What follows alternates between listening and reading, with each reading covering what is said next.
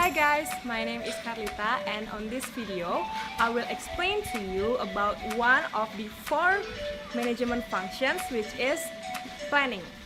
So without further ado, let's get into the video. First of all, we need to know what is planning. Planning is defined as setting goals and deciding the way how to achieve the goals that we made. Planning has another definition, which is coping with uncertainty by formulating future courses of actions to achieve specified results. A plan is a document that outlines how goals are going to be met. One important type of a plan is a business plan. A business plan itself is a document that proposes firm's goal, strategy how to achieve the goals, and standard for measuring success. Business plan describes a business model which outlines the need the firms will build, the operation of the business, its components and functions, as well as the expected revenue and expenses. The next one we are going to talk is a strategy. Strategy or strategic plan sets the long-term goals and directions of an organization or company.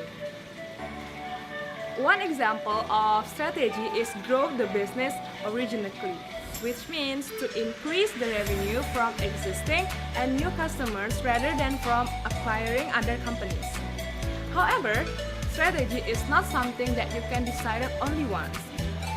Strategy needs to be reconsidered every year because of the ever-changing business conditions. The next one we're going to talk is strategic management.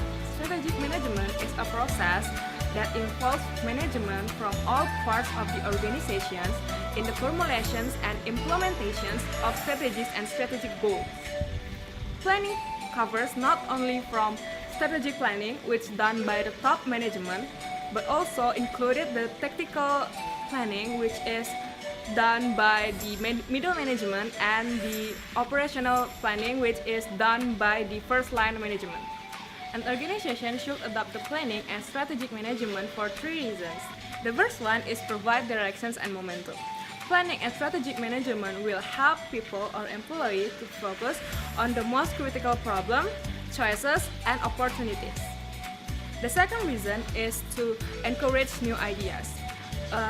Planning and strategic management will help employees to create new ideas by encouraging them and stressing them to make another innovations and new ideas.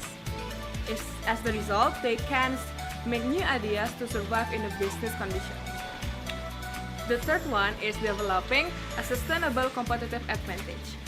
Strategic management provides the competitive advantage, which is the ability to produce products or services more effectively than other competitors do.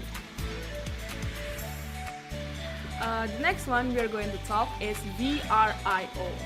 VRIO is a way to analyze the firm's competitive advantage by asking four questions related to value, rarity, immutability, and organizations. If all of the four questions get yes answer, that means that the firm has a competitive advantage or sustainable competitive advantage. The first one is value. Is our resources or capability is valuable? If the answer is yes, then we are on the competitive positions. But if the answer is no, then we are on the competitive disadvantage. The example of value is the idea of an on-demand ride services for accompanied children provided by driver cars using their personal cars can exploit an opportunity. The second one is rarity. Is our resource or capability is used or controlled by another firm, or only us that use that resource or capability? If the answer is yes, then we have a temporary competitive advantage. But if the answer is no, then we are at least in the equal competitive advantage because no worse than the competitions. The example of rarity is no other firms in your area are offering the on-demand children's ride services. So this is a competitive advantage. The third one is imitability. Is the resources or capability is costly for other companies or other firms to imitate us? If the answer is yes, then it gives you a definite competitive advantage. But if the answer is no, then you are on the temporary competitive advantage. The example of imitability is offering a ride services for children with driver using their personal car is probably not so costly that other firms might not be trying to imitate you. The last one is organizations. Is the firm organized to exploit our resources and capability? If the answer is yes, then it should be, or our firm should be, in sustained competitive advantage. But if the answer is no, then we are on the temporary competitive advantage. An organization must determine its purpose, which known as missions, and managers must know or must have an idea where they want the organizations to go, which is visions. Both missions and visions must express or should express the organization's value. The approach to planning can be summarized by this diagram.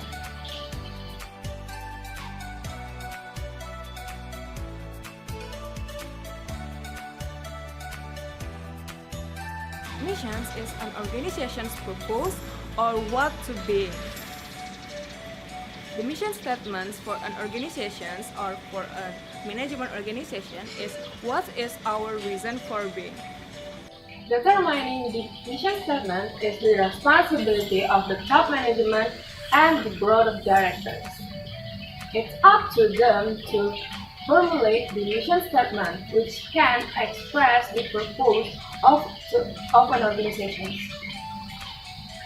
Whether the organization is a profit or a non-profit organization. Mission statements identify the goods or the services the organizations provide and will provide. Vision is a long-term goal that can describe what an organization should or want to become in the future.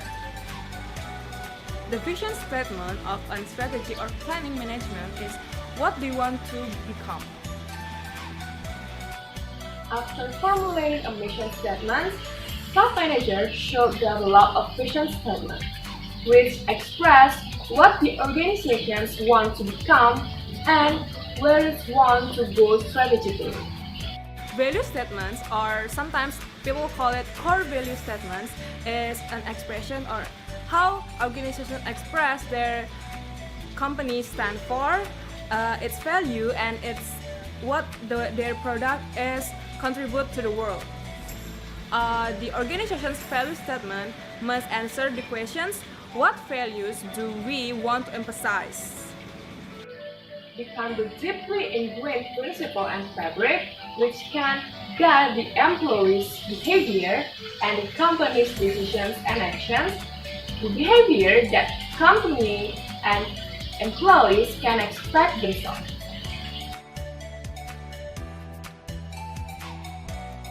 The next topic we are going to talk is the 3 types of planning for 3 levels of management.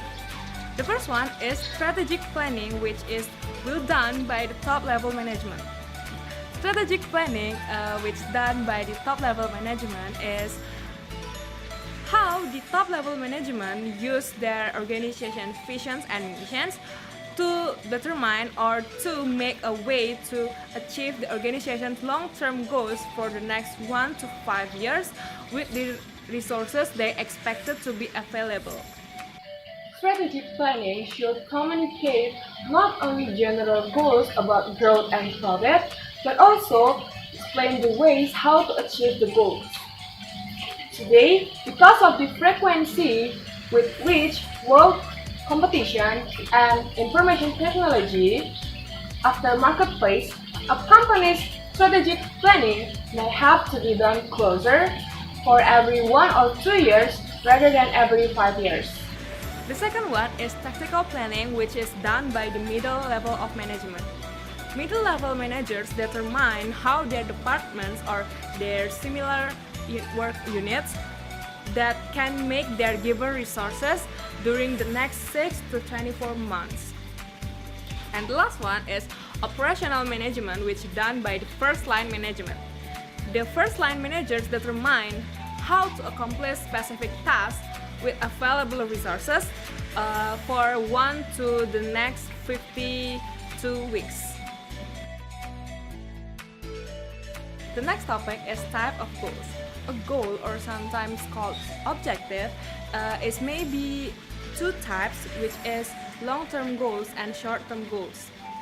The long-term goals generally refer to the strategic planning, and they tend to span 1 to 5 years to focus on achieving the strategies to reaching the goals that the top management already made. The second one is short-term goals. Short-term goals usually refer to the tactical and operational planning or goals, or sometimes it's just related to the other plain planning or goals. Short-term goals usually tend to span 12 months and connected to the strategic planning or strategic goals in a hierarchy known as the means and change. Means and change shows how the goals are connected or linked across an organization. An example of means and change is, for example, low-level goals such as responding to customers' inquiries in less than 24 hours is the means to accomplishing another higher-level goal such as achieving 90% of customer satisfaction. The next topic we are going to talk is different kinds of plan. Plan have two kind of different types, which is operating plan and action plan. Operating plan is a plan that breaks down the long-term goals into the short-term target or goals. An operating plan is turns strategic planning or strategic plans into actionable short-term goals or actions to achieve the goals. The second one is action plan. Action plan defines the course of actions to achieve the stated goals. Whether the goals is long-term goals or short-term goals, action plan will make or will outline the tactics to achieve the specific goals that we want. Each tactics that used in action plan is contain a projected date or deadlines for completing the goals or the desired activities. In the operation and action plan, means and change can be illustrated as the first one is the strategic goal. The strategic goal is to increase the revenue from the new customers by 10% for the next 12 months. And for the operational goals is to introduce 2 new products to customers over the next 12 months. And the action plans are: first, product development team propose a new product by March 31st. Second one, product to be produced and pilot tested in the selected market by May 1st. The third one is product modified as needed, and a marketing plan is prepared to support the introductions by May 31st. And the fourth is sales force is to train, sell the product, and executing the marketing plan begun by the June 30. And the last one is sales manager to meet the sales force to discuss about the progress and receive comments on marketing plans are ongoing. The next topic we are going to discuss is types of planning. Planning consists of two types, which is standing plan and single-use plan. The first one, standing plan. Standing plan is a plan that made for activities that occurs repeatedly over a period of time. Standing plan consists of three, which are policy, procedure, and rules. A policy, which outlines the general responses to a designated problem or situations. An example of policy is, this workplace doesn't condone swearing. This policy has a broad statement that can give the managers a general idea what is allowable for the employees who use the bad languages, but gives no specific what kind of languages is not allowed and allowable. Second one is procedure, which outlines the responses to a particular problem or circumstances. Procedure, sometimes called Standard Operating Procedure or SOP. An example of procedure is McDonald's specify exactly how their hamburger should be done or should be dressed, including the order of mustard, ketchup, and pickles are applied. The third one is a rule which designs specific required actions. The example of the rule is no smoking is allowed anywhere in this building. The statement says that this allows no room for interpretations. The second one is single-use plan. Single-use plan is a plan that made for an activity that likely not to be repeated in the future. Single-use plan is consists of two, which are program and project. Program, which encompasses a range of projects or activities.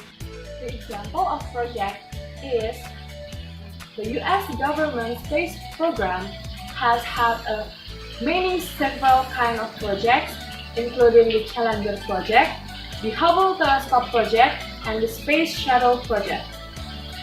While project has less more complexity than a program.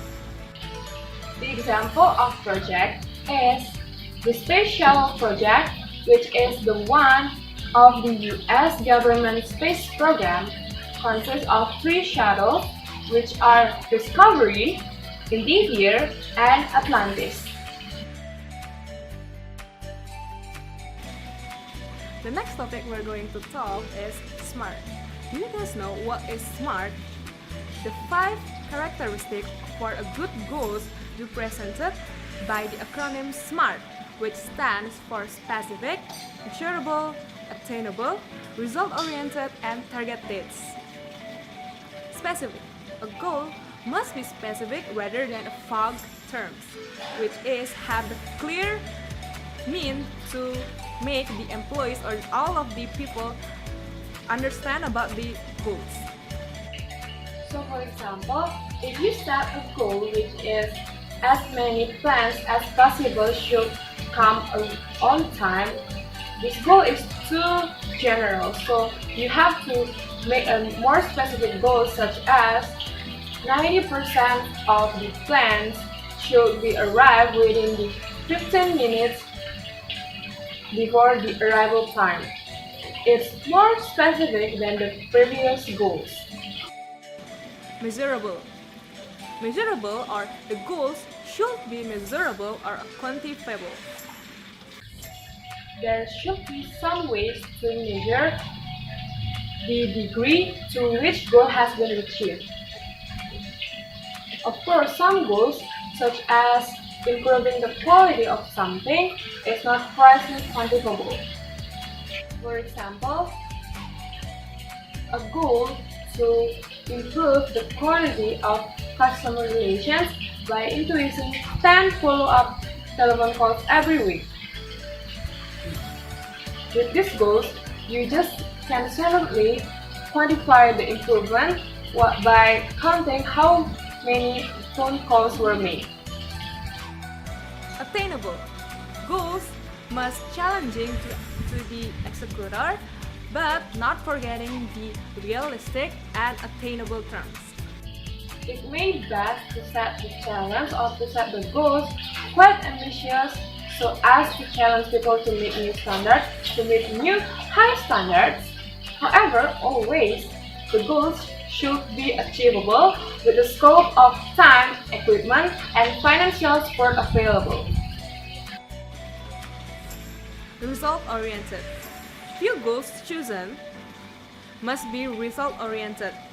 That means that's better to choose or to have a few goals only to make the goals or to control the goals to meet their result.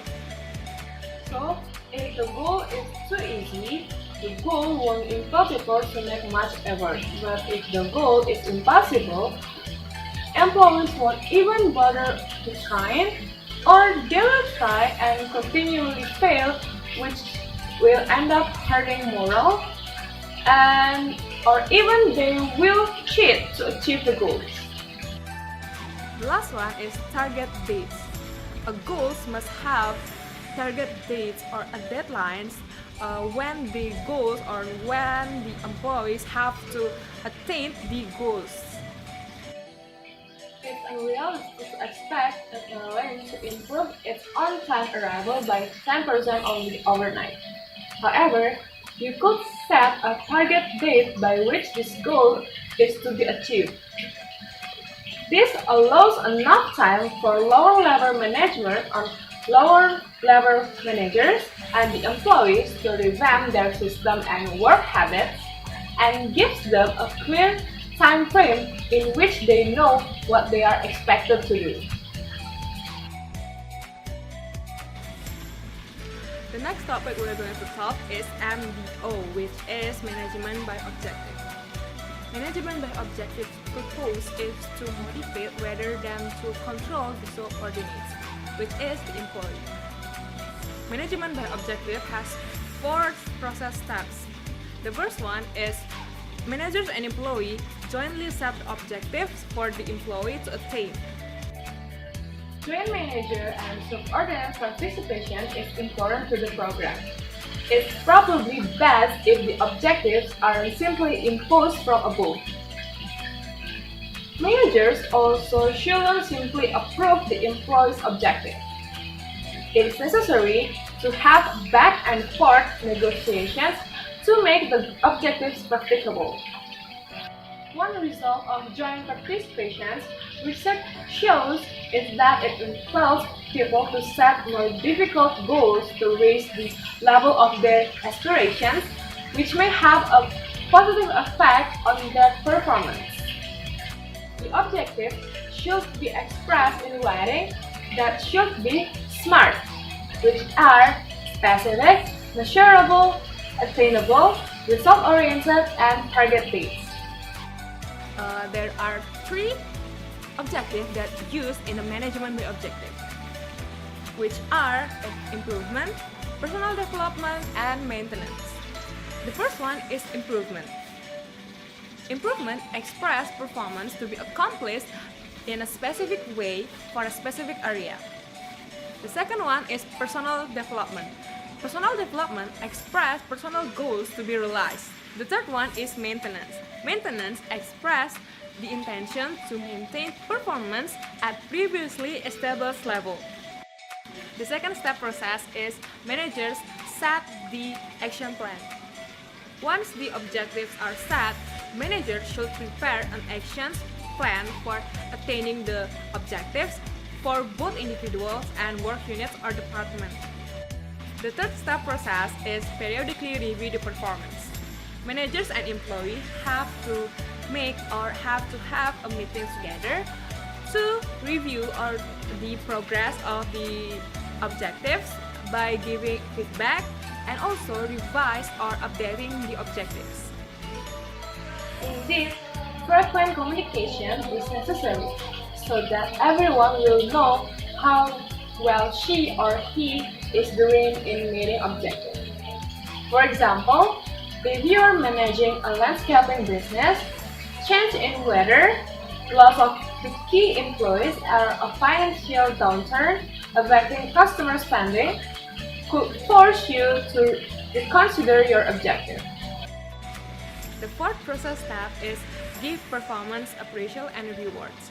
In the end, the performance that meet the objective should be rewarded with compliments, praises, bonus, promotions, and etc. Failure can be addressed by redefining the objective for the next 6 to 12 months of period, or even by taking stronger measures such as the motion. Basically, however, management by objective is viewed as being a learning process, and after this step 4, the management by objective cycle will begin anew. For management by objective to be successful, 3 things have to happen. The first one is the commitment of the top management is essential. When the top management commitment to MBO was high, the average gain in productivity was 56%. But when the commitment of the top management to MBO was low, the average gain in productivity was only 6%. The second one is goals must to be applied organization-wide. The goal setting program has to be put into place throughout the entire organization. That is, it cannot be applied in just some divisions and departments. So it has to be done in all of them, in all of the entire organizations. And the third one is goals have to be cascaded, linked consistently down through the organizations. Cascading goals is the process of translating goals from one level of organizations to the next level to ensure alignment between the organization's strategic and individuals' employee activities and goals. The top managers set the strategic goals, which are translated to divisional goals and which are translated to department goals, which are translated to individual goals. The cascading process ends when all of the individuals have set goals that support the overall strategic goals. This process helps employees understand how their work contributes to the overall corporate success. The next topic is deadlines. Deadlines are essential for planning because deadlines become a great motivator for both managers and employees or subordinates. Also, deadline can help you to keep your eye on the big pictures while at the same time paying attention to the detail that will help you to realize the big picture. Deadline can help to concentrate the mind so that you can make a quick decisions rather than put them off. Deadlines help you to ignore external matters in favor of confusing.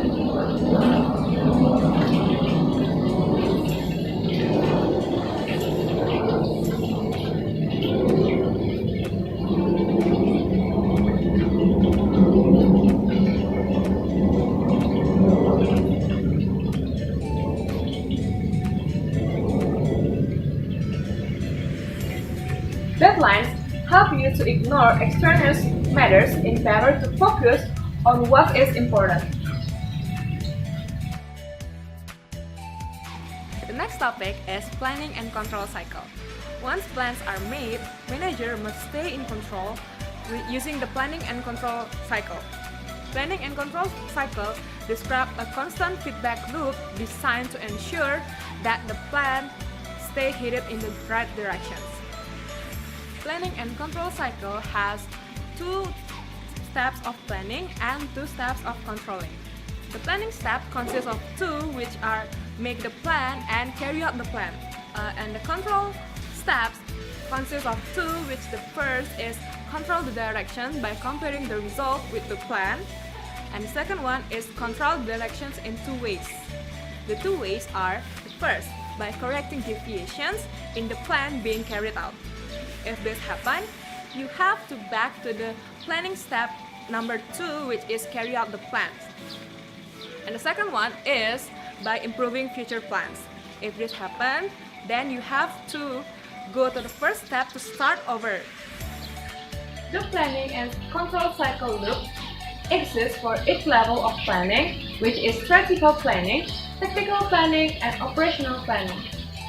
The corrective action in step 4 of the cycle can get a project back on track before it's too late, or if it's too late, can produce a data for improving the future plans. Okay guys, that's all for plannings today. Hope you guys find this video helpful for you and see you guys in my next video. Bye bye!